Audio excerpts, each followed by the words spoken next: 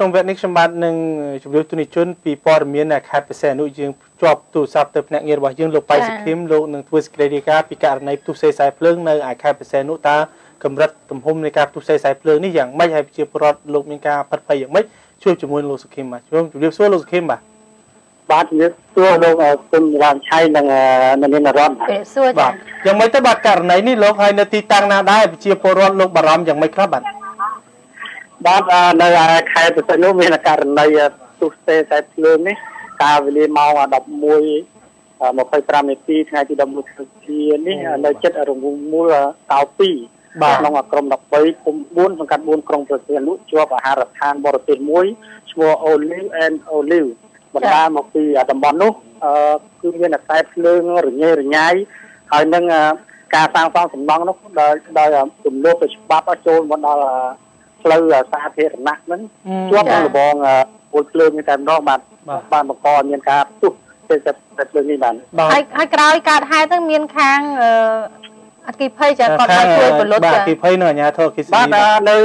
ភ្លាមនោះក៏មានការជួយអន្តរាគមន៍រថយន្តពលរដ្ឋអគិភ័យចំនួន2គ្រឿងរបស់កងរាជអាវុធហត្ថខេត្តនិងរបស់ស្នងការនគរបាលខេត្តទាន់ពេលវេលាផងដែរបាទដែលมันមានបង្កឲ្យបាត់បង់នូវទ្រព្យសម្បត្តិរបស់បងប្អូនប្រជាពលរដ្ឋនោះឡើយបាទប៉ុន្តែបាញ់ទឹកនេះដល់ផលិតភ្លើងសិនផលិតចរន្តអគ្គិសនីសិនឯលោកបាទដល់ផ្ដាច់ចោលសិនបាទគឺខាងមន្ត្រីអគ្គិសនីលោកបានផ្ដាច់ចរន្តបានខាងសមត្ថកិច្ចពលរដ្ឋទីលោកបាញ់ភ្លើងបាញ់ទឹករថបាច់នឹងឆក់លើនឹងចាឲ្យលោកបៃសុខឹមចាម៉ូតូពេលនេះចាំមានប្រជាពលរដ្ឋដែលនៅទីតាំងនៅជិតបណ្ដុំនោះក៏មានបញ្ហាដូចថាឆេះខ្សែភ្លើងហើយមិនដឹងថាមានអគ្គិសនីប្រើប្រាស់វិញមានការជួយអន្តរាគមន៍រឿងនេះហើយឬនៅចាបាទនៅរដ្ឋបច្ចុប្បន្នខាងមន្ត្រីអគ្គិសនីលោកក៏បានខិតខំប្រឹងប្រែងភ្ជាប់បណ្ដាញអគ្គិសនីរួចរាល់វិញហើយបន្ទាប់ពីមានការលឿនដែរចាគាត់ធ្វើការលឿនដែរចាបាទតំបន់ទេសចរផងត្រូវតែជំរុញឲ្យសូមអរគុណដែរចំពោះខាងអគ្គិសនីខេត្តដែលលោកជំរុញលើកិច្ចការនេះព្រោះក្តៅប្រហែលខែនេះខែច្រើនតើអរគុណដល់ខាងសាលាខេត្តជាមួយនឹងហាត់តែបានទៅជួយពលរដ្ឋតាមពេលវេលានោះចាហ្នឹងសំខាន់ដល់ខាងមន្ត្រីដែលជាម៉ែឪរបស់ប្រជាពលរដ្ឋហ្នឹងហើយដែលគាត់ជួយភ្លាមបើសិនជាអត់ទៅជួយភ្លាមហ្នឹងវាបកទៅរឿងធំផ្សេងមួយទៀតចាបាទឆ្ងាពិតបាទលោកគុណរដ្ឋាភិបាលសូមថែមតិចថាដោយសារតែផ្ទះដែល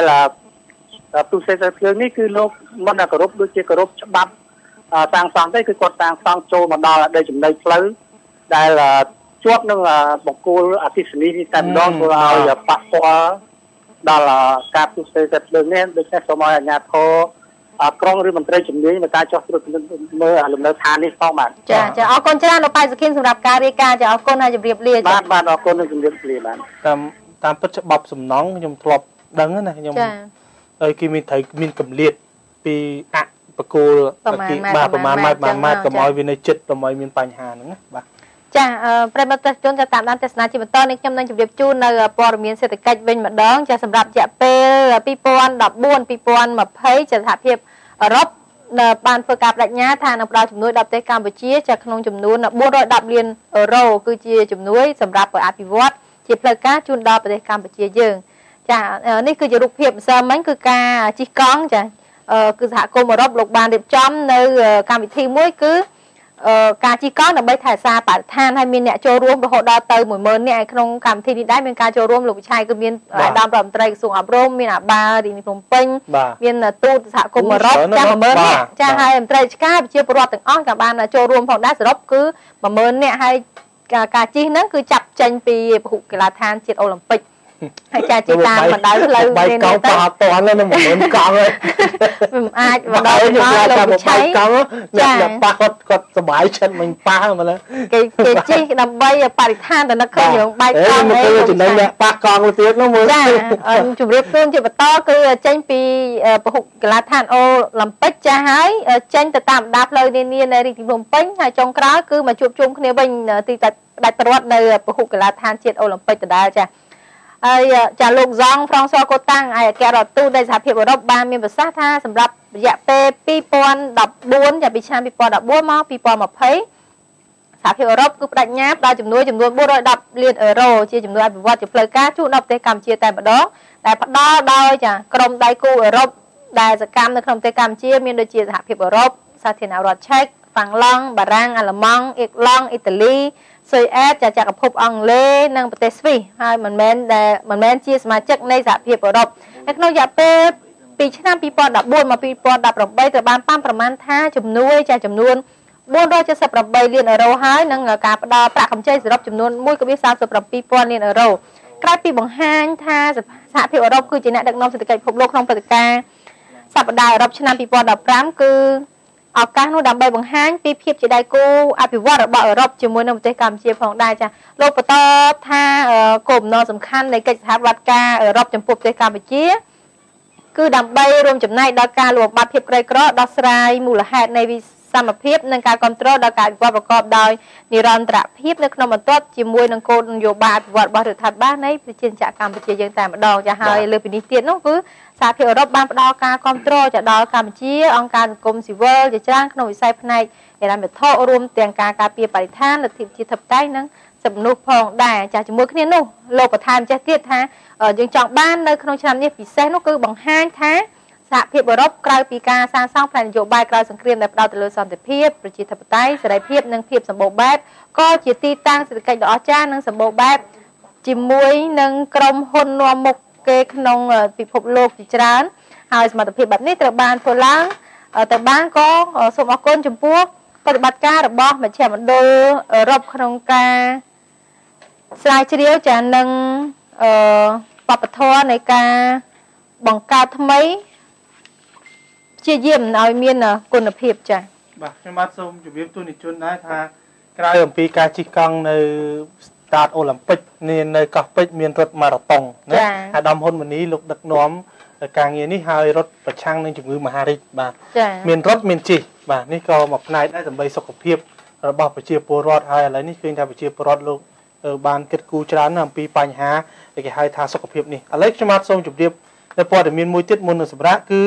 ពាក់ព័ន្ធទៅនឹងខេត្តបាត់ដំបងបាទគេបានបញ្ជាក់ថាចរិតលក្ខណៈសម្បត្តិរបស់មន្ត្រីនគរបាលសុភាពរាបសារទុនភ្លុនតែមើងម៉ាត់នឹងការងារបាទនេះគឺជាការបញ្ជាក់ដោយស្នងការនគរបាលខេត្តបាត់ដំបងលោកឧត្តមសេនីយ៍ត្រីសថេតនៅក្នុងការបើកវគ្គ